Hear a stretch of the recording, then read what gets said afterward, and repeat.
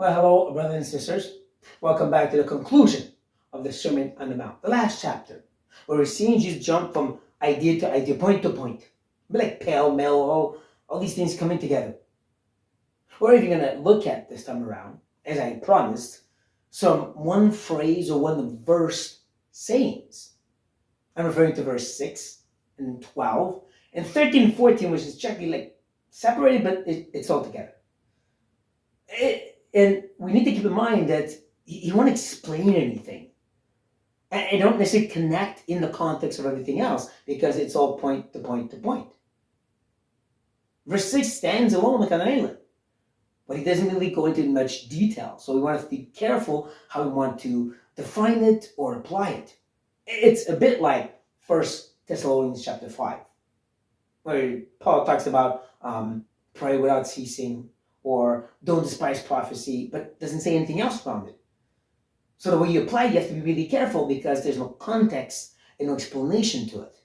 Same thing here, which each of these 3 points. So I'm going to stay very vague in general. Sorry about that. I'll try to apply it. Because I believe that's the way to do it. We want to approach what is Jesus saying?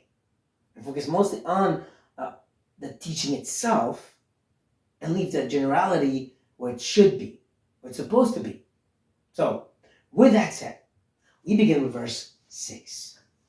And Jesus says, "Do not give dogs what is holy, and do not throw your pearls before pigs, lest they trample them underfoot and turn to attack you."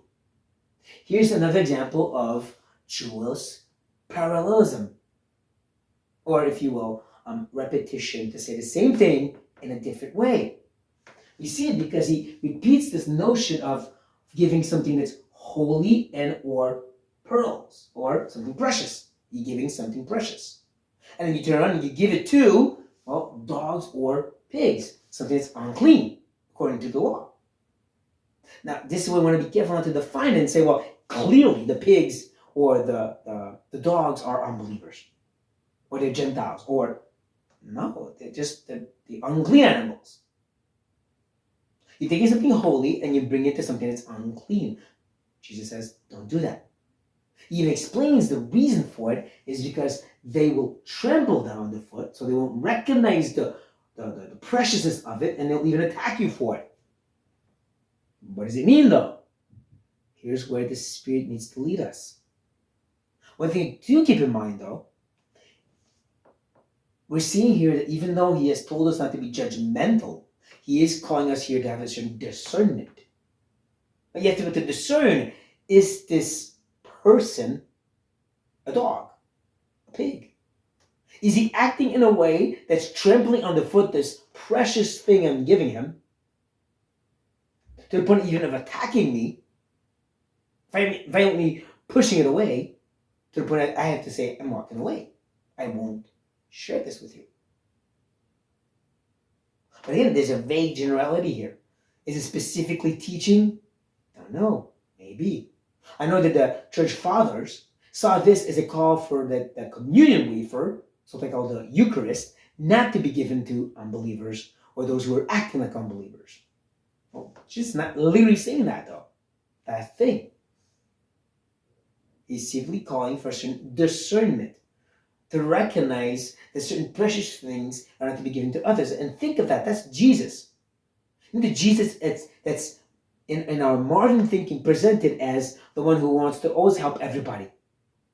Well, one, no, he doesn't. And two, he's saying that there needs to be a discernment in not helping certain people.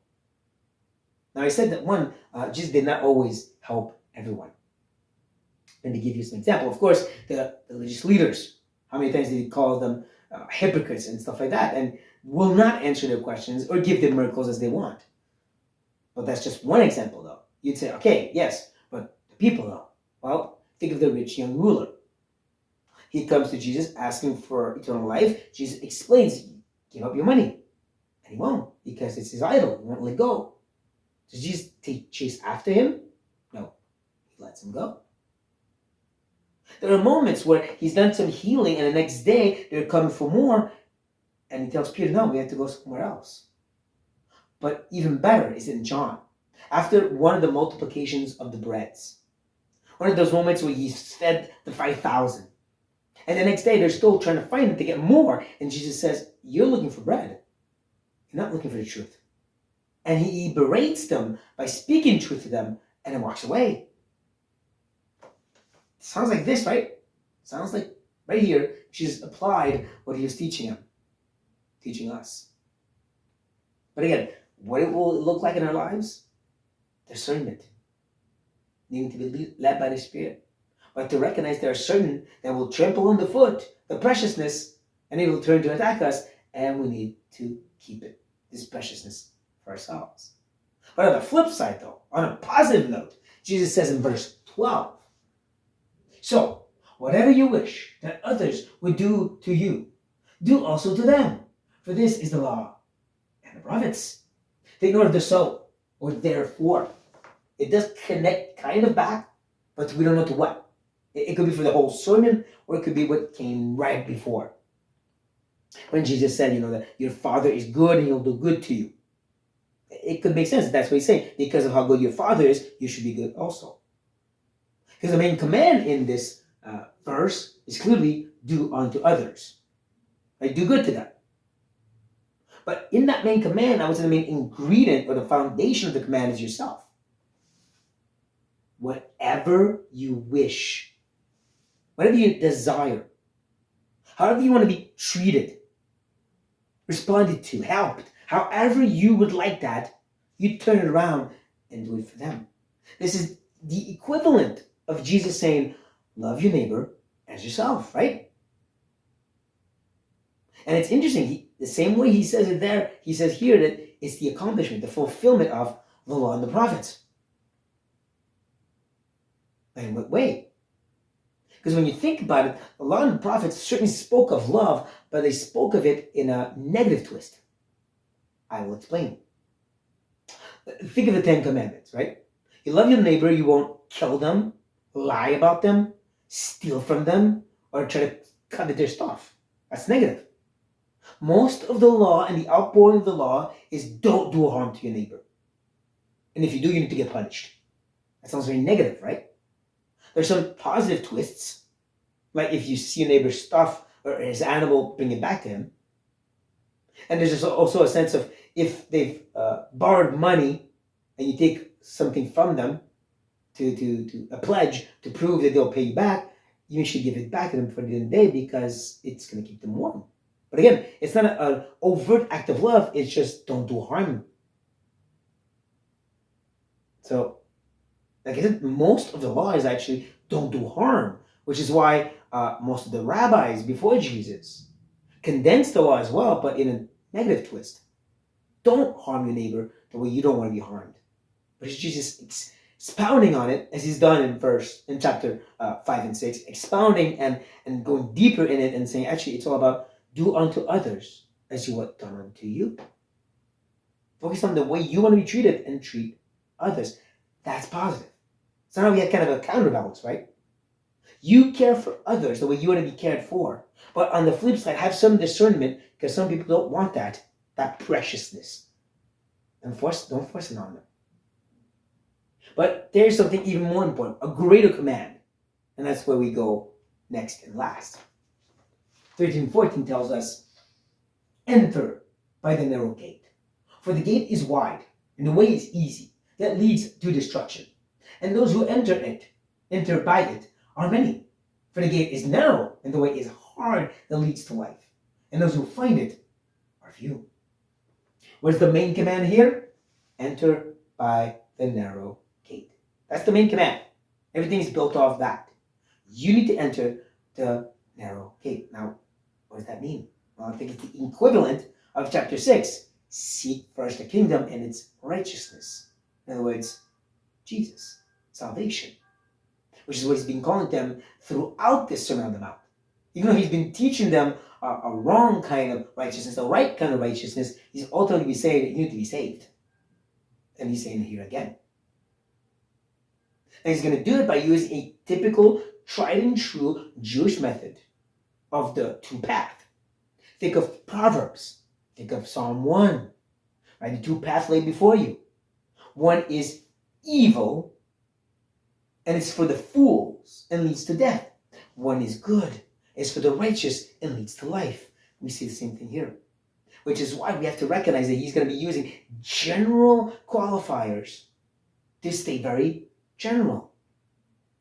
He's going to contrast both of them like in typical Old Testament writings. Now, he's going to say the gate is wide, and he contrasts that with how it's narrow. The way is easy, literally. It's spacious, large, compared to the fact that it's hard or constrained, short, small.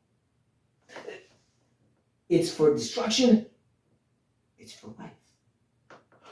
Many find it, few find it.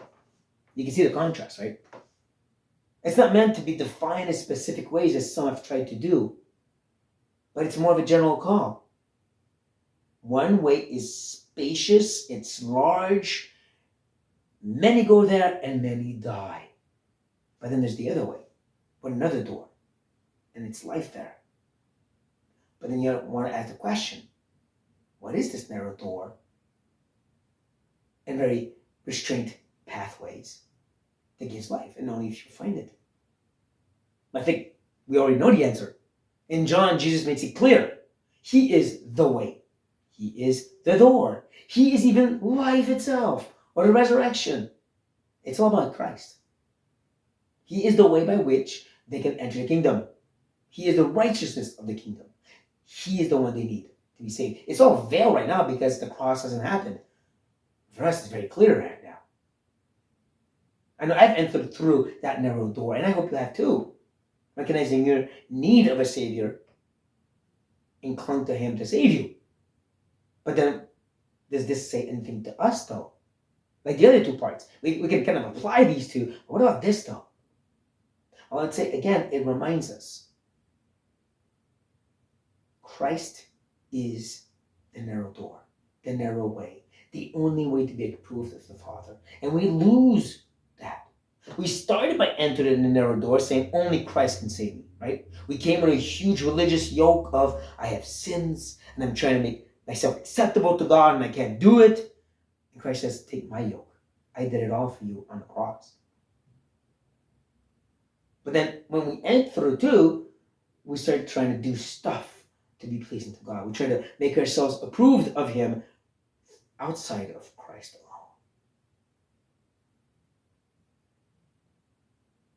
I would say that Paul hits the nail on the head on multiple occasions when he deals with that situation with the Galatian church, the Corinthian church, and the Colossian church, just to name a few.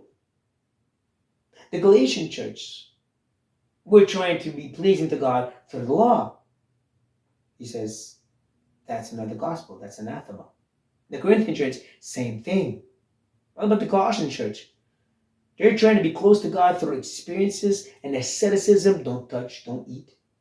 All these spiritual means to be closer to God. And Jesus and Paul says, no, it's all about Christ. And it's all about Christ. I really see this wide way and wide door, not a life of debauchery, but a life of everything other, spiritually speaking, you can try to do to please God other than through Christ. Because he's talking to religious people. He's talking to good Jewish boys and girls. And some of you maybe religious leaders themselves. They're not living in sin. But they are trying to please God through their rules, their traditions, and their spirituality. And he's saying, no, there's a narrow way, a narrow door. He's called Christ. He's the only way to life. That's, again, something we need to be reminded of as believers again and again and again, dear brothers and sisters. As we try to apply the golden rule, we try to have discernment. We want to come back to Christ and Christ alone. And I hope this has been a blessing to you, dear brothers and sisters.